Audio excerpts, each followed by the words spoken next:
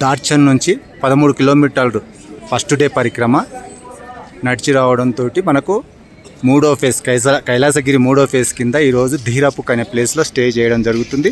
So ఇది third phase అంటే north phase, Kailasagiri north phase.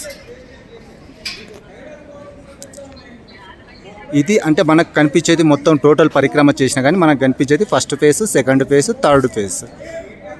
మనకు వచ్చేసి సరోవరం దగ్గర నుంచి యమద్వార్ నుంచి ఫస్ట్ ఫేజ్ కనిపిస్తుంది. 12.5 కిలోమీటర్లు నడుచుకుంటూ వచ్చినప్పుడు ఒక 6 కిలోమీటర్లు నడవంగానే మనకు సెకండ్ ఫేజ్ కనిపిస్తుంది. ఇది వచ్చేసి ఎప్పుడైతే 13 కిలోమీటర్లు మనం రీచ్ అవుతామో ఇది థర్డ్ ఫేజ్ కనిపిస్తుంది మనకి. ఇక్కడ ధీరాపుక్ ఈ ప్లేస్ పేరు.